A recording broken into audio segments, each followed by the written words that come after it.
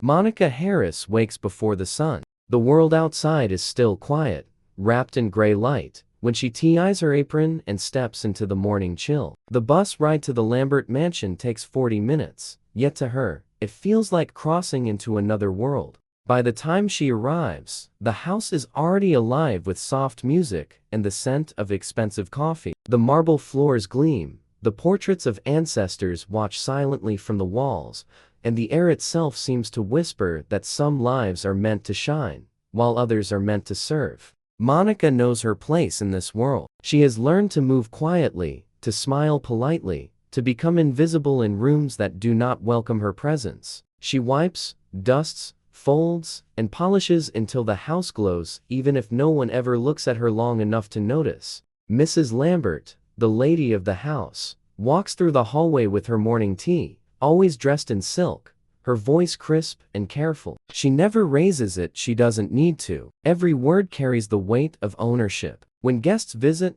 Monica becomes part of the furniture, silent and still. But sometimes, when Mrs. Lambert wants to make a point, she glances toward her maid and says with a little smile, "Some people are simply meant to stay where they are." Look at Monica, humble, quiet, and completely ordinary.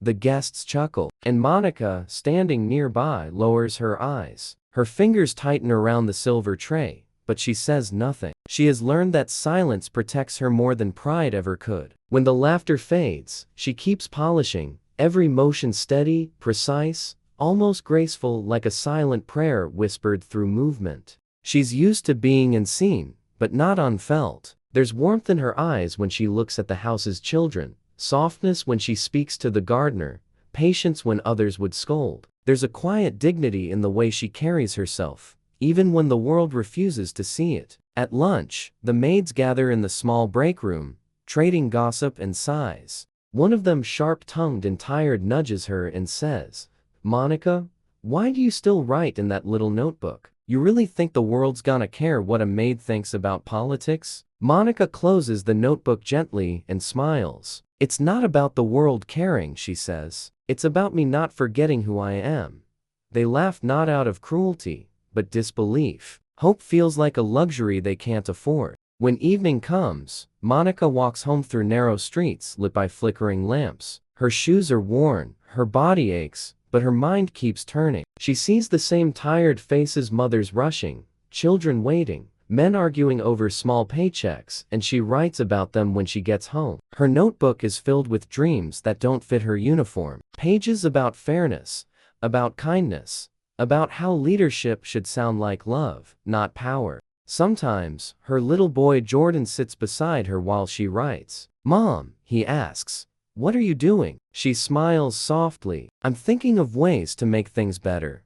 For us," he says. "For everyone," she whispers. He doesn't fully understand, but he nods. Because to him, his mother already makes the world better. At night, when the lights go out, Monica looks at her calloused hands and wonders if dreams like hers have a place in a world like this. She thinks about Mrs. Lambert's words, "meant to stay where they are," and a quiet spark rises inside her chest. She doesn't know when it began, that soft defiance, that belief that life could be more than servitude. But it's there, alive and patient. One morning, while cleaning the grand staircase, she overhears Mrs. Lambert's guests laughing again. One of them says, "Can you imagine what people like her would do if they ever ran the city?" Mrs. Lambert chuckles, replying, "The streets would be clean, at least." The laughter echoes down the marble halls. Monica grips the railing and breathes. The words cut deep, but instead of breaking, they sharpen her resolve.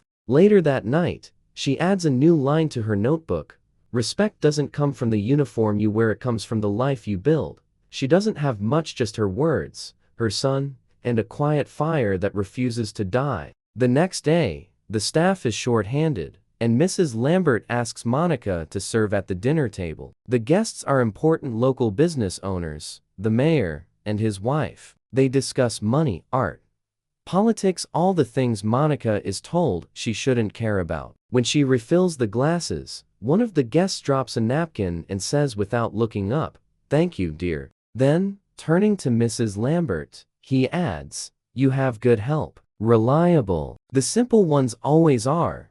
The table laughs again, and Monica, quiet, poised, unflinching, finishes her task. But inside, something shifts. That night, when Jordan falls asleep, she stares at her reflection in the small cracked mirror. She sees exhaustion, but she also sees strength. She sees the woman who holds her family together with willpower alone. She whispers to herself, even a broom can start a revolution. The next morning, she goes to work as always, but now, her eyes are different. She listens closely when people talk about injustice. She volunteers at the community kitchen after hours. She helps an elderly neighbor fill out government forms. She begins to speak up quietly at first, then with conviction. She still cleans, still serves, still endures the daily humiliations. But she no longer believes that's all she was meant to do. When Mrs. Lambert walks past her that week and says, "You missed a spot," Monica just nods calmly. She no longer feels small, because somewhere deep down, she knows this is not the end of her story. It's the beginning, and while the world still sees her as a maid,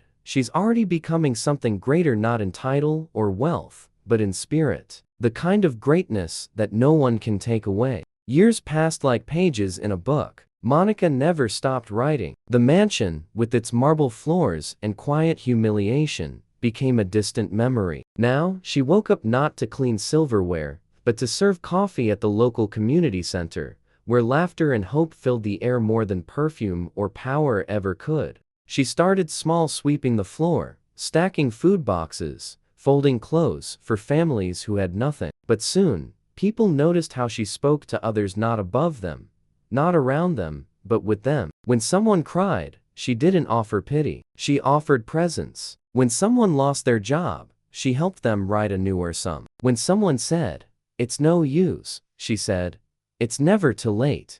The children loved her most. They called her Miss Monica, running to her with stories and drawings. She taught them small lessons, not from books, but from life. "You don't need to be rich to make a difference," she told them. "You just need to care enough to start." Her kindness became her signature, and soon, the center was no longer just a place for help, it became a home. People came not only for food or advice, but for the warmth she created there. And even when she was tired, Monica smiled, because for the first time in years, she wasn't invisible. One evening, after a long day of sorting donations, she gave a short speech to a crowd of volunteers. Her voice was steady, calm, but filled with conviction. "We are not what the world tells us we are. We are what we choose to be every time we lift someone up."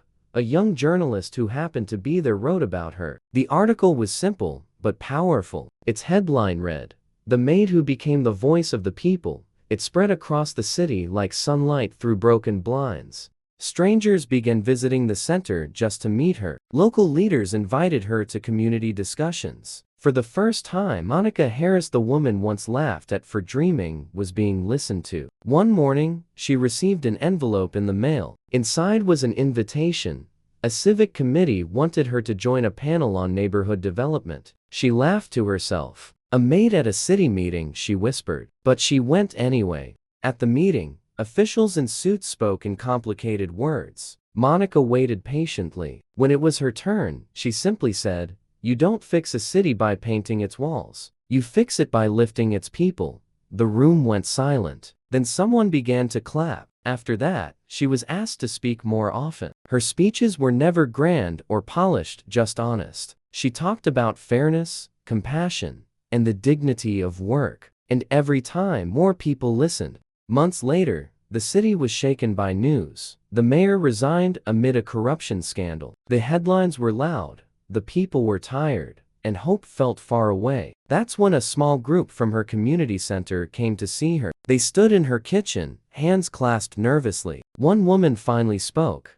"Monica, we need someone real. Someone like you." She blinked in disbelief. "Like me? I'm just a maid." But her old friend David shook his head. "You were a maid. Now, you're a leader. You've already changed lives. Why not the whole city?" That night, she sat by the window with her worn-out notebook, the same one she used to fill with ideas years ago. Its pages were yellowed, the ink faded, but the words still lived. "One day, I'll help people see each other again," she smiled softly. Maybe the time had come. I'll do it, she whispered to herself. Not for power, for the people who were never seen. The next morning, Monica announced her decision. Her campaign began with no sponsors, no banners, no fancy ads, just her and a handful of volunteers. They met in coffee shops, churches, and small parks, handing out flyers with her promise, a city that cares. While other candidates spoke in numbers, she spoke in stories. She told people about mothers working double shifts, about kids dreaming beyond their streets, about janitors and cleaners who held their families together through faith alone. She didn't wear expensive suits. She wore the same calm smile and the same humility that had carried her all those years, and that made people trust her.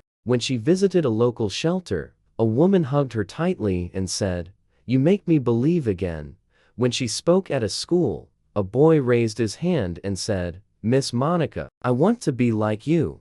Her name began to spread again, not through newspapers this time, but through hearts. The city that once ignored her now whispered her name in hope. The maid they had once overlooked had become their symbol of possibility. As weeks turned into months, the election drew closer. Her opponents underestimated her, calling her campaign a dream with a broom. But Monica didn't need to fight them. She just kept doing what she'd always done, listening, helping, believing. When asked during a debate why people should vote for her, she said, "Because I don't want to lead from above. I want to lead from beside." It was simple, but it shook the room. Because deep down, people didn't just want promises, they wanted someone who truly saw them. By the end of that night, her message had reached thousands. The same woman who once scrubbed floors for others was now cleaning the stains of injustice with grace and courage. And for the first time in her life, Monica Harris realized something powerful: that hope isn't something you wait for. It's something you build,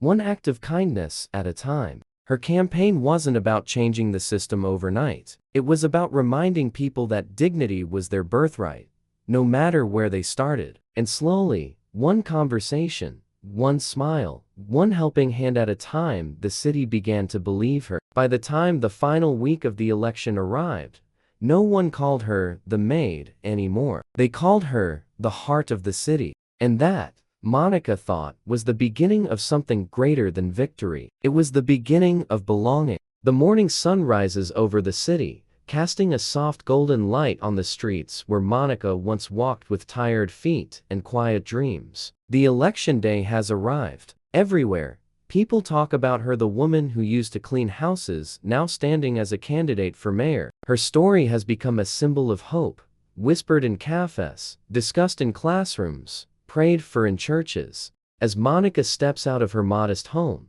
she holds a small, worn broom in her hand, the same one she used to sweep the Lambert mansion years ago. It isn't a prop or a statement. It's a reminder of every unseen moment, every silent humiliation that shaped her resolve. Her campaign team gathers around her. David, her most loyal supporter, smiles. "No matter what happens today, Monica, you've already changed the city." She nods, eyes filled with calm determination. "Then let's make sure the city remembers what change looks like." By noon, the community square is overflowing with people. Families, elders, workers in uniforms, children waving handmade signs that say, "Hope lives here."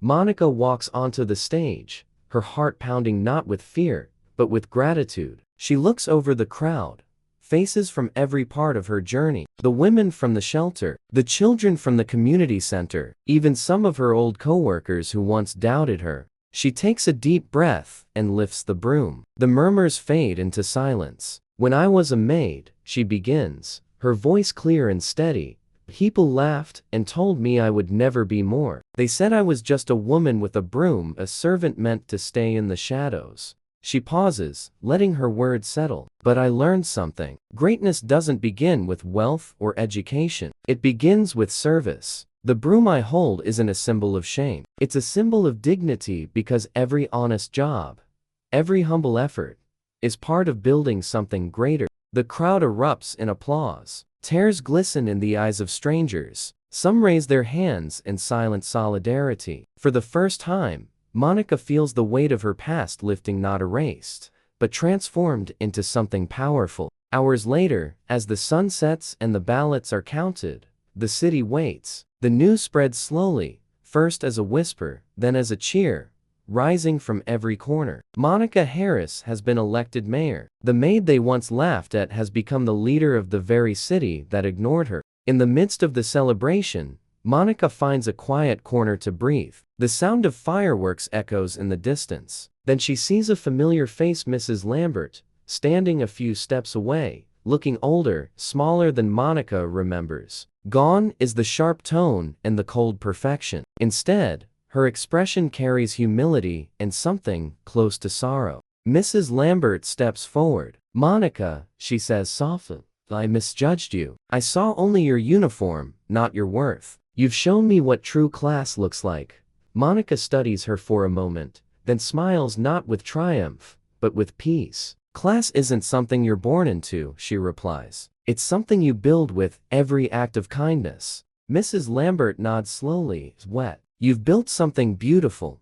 Monica places a hand over her heart. "Not alone. This city did it with me," sighed. "The streets are alive with music and laughter. People chant her name, but Monica knows it's not really her name they're celebrating. It's what she represents, the belief that no one is too small to make a difference." Later that night, she stands on the balcony of the mayor's office, overlooking the city lights that shimmer like a sea of stars. Each light reminds her of someone who believed again, someone who dared to hope. David joins her, holding a cup of coffee. "So, Madam Mayor," he says with a grin, "what's the first thing you'll do?" Monica smiles softly, looking out at the horizon. "I'll listen," she says, "to the people, to the streets, to the dreams no one heard before. That's where real change begins." As the clock strikes midnight, she sets the old broom against the wall beside her desk. It doesn't belong in a museum or behind glass. It belongs there,